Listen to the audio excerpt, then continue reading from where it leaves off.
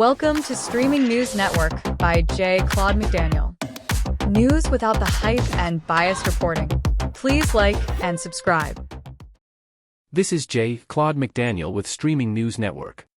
A heated exchange erupted during a House Judiciary Committee hearing as Representative Jasmine Crockett sharply criticized Republicans over race, diversity, and their handling of testimony involving civil rights activist Alveda King. Crockett argued that Republicans were using King's family connection to Dr. Martin Luther King Jr. to deflect accusations of racism and to lend credibility to their criticism of the Southern Poverty Law Center. She claimed the Republican Party remains largely dominated by white men and said people of color often do not feel welcomed within the party. The Texas Democrat also challenged Republican criticism of the Southern Poverty Law Center and accused lawmakers of focusing on political distractions rather than other high-profile matters under public scrutiny. Alveda King, the niece of Dr. Martin Luther King Jr., became emotional after Crockett's remarks. Given an opportunity to respond, King defended her place within the King family legacy, noting that she is the daughter of Reverend A.D. King, Dr. King's brother. King rejected suggestions that her views make her less representative of the King family's heritage and concluded her remarks by expressing love and respect despite their disagreements. Committee members later noted that Crockett had left the hearing room before King finished her response, bringing the tense exchange to a close. This is Claude McDaniel for Streaming News Network. The Federal Bureau of Investigation has seized 13 websites that authorities say were part of a Chinese intelligence-linked operation designed to target Americans with access to classified and sensitive government information. According to the Justice Department, the websites posed as consulting firms offering employment opportunities to current and former U.S. government workers, particularly those holding security clearances. Investigators say the companies were fake and the job offers were intended to identify and recruit individuals with access to valuable information. Officials say the operation used fraudulent identities, artificial intelligence-generated photographs, and professional-looking websites to appear legitimate. Some of the sites also promoted job openings through popular professional networking and hiring platforms. Authorities allege that recruits were offered payments in exchange for reports and information related to their work, with cryptocurrency and online payment systems used to conceal the identities of those behind the effort. The investigation advanced after multiple individuals reported suspicious contacts and payment arrangements to the Federal Bureau of Investigation. Officials warn that similar websites may still be operating and are urging the public, especially current and former government employees, to report questionable recruitment efforts. This is Claude McDaniel for Streaming News Network. A Texas man accused of keeping his disabled wife confined inside their Houston area home for years will not face criminal prosecution after a grand jury declined to issue an indictment. 46-year-old James Earl Johnson had been charged following allegations that his wife was isolated in a bedroom of the family's upscale Clear Lake residence, with limited access to food, medical care, and communication with the outside world. The case gained national attention after authorities said the woman was able to place a 911 call using a phone investigators believe Johnson accidentally left within her reach. Prosecutors alleged he interrupted the call before officers could fully determine the situation inside the home. Investigators claimed the woman had been confined for years and relied heavily on Johnson for basic necessities. He was charged with injury to a disabled individual and endangering a vulnerable person. However, after reviewing the evidence, a Harris County grand jury returned a no bill, meaning jurors found insufficient grounds to move forward with criminal charges. The reasons for the decision have not been publicly disclosed, as grand jury proceedings are conducted in secret. The woman reportedly remains hospitalized, according to family members, while questions continue about what occurred inside the home and why the case failed to secure an indictment. This is Claude McDaniel for Streaming News Network. More than 30 people have been arrested outside Immigration and Customs Enforcement's Delaney Hall detention facility in Newark, New Jersey, as protests over immigration enforcement continue to generate tensions and criminal charges. Authorities say arrests have included individuals accused of assaulting law enforcement officers, damaging property, rioting, and obstructing access to the facility. Officials report that several of those arrested traveled from outside New Jersey, including individuals from Colorado, Connecticut, Illinois, New York, and Washington state. The demonstrations began in late May as activists and lawmakers gathered outside the detention center, raising concerns about conditions inside the facility and demanding access to inspect the site. Federal prosecutors have already filed charges against some participants. One New York man is accused of threatening immigration and customs enforcement officers and their families and faces a potential federal prison sentence if convicted. Other suspects face charges ranging from assaulting federal officers to criminal mischief and disorderly conduct. Authorities have also linked several arrests to incidents involving blocked entrances, property damage, and the burning of a dumpster outside the detention center. Federal and local law enforcement agencies continue to maintain a strong presence around the facility. Homeland Security officials say assaults on officers and interference with immigration operations will be prosecuted aggressively and that enforcement activities will continue despite ongoing demonstrations. This is J. Claude McDaniel for Streaming News Network. The Department of Justice has launched an investigation into the City University of New York, commonly known as CUNY, over concerns that one of its student support programs may violate federal civil rights law.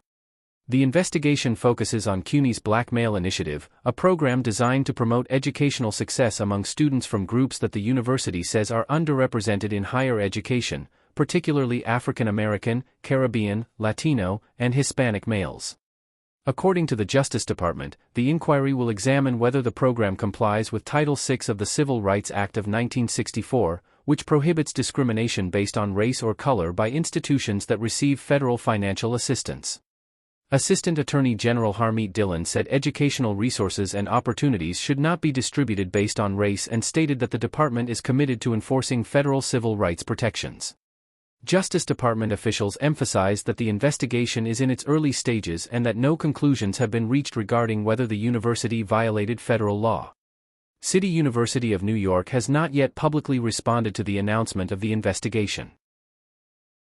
This is J. Claude McDaniel of Streaming News Network. 3 inmates are on trial in England in connection with the death of a convicted child killer who was fatally attacked inside a maximum security prison. Prosecutors allege that 33-year-old Kyle Bevan was followed into his cell at Wakefield Prison by fellow inmates Lee Newell, Mark Fellows, and David Taylor on November 5 of last year. According to court testimony, the attack lasted approximately 4 minutes and 39 seconds. Jurors were told Bevan suffered at least 30 injuries, including 25 stab wounds.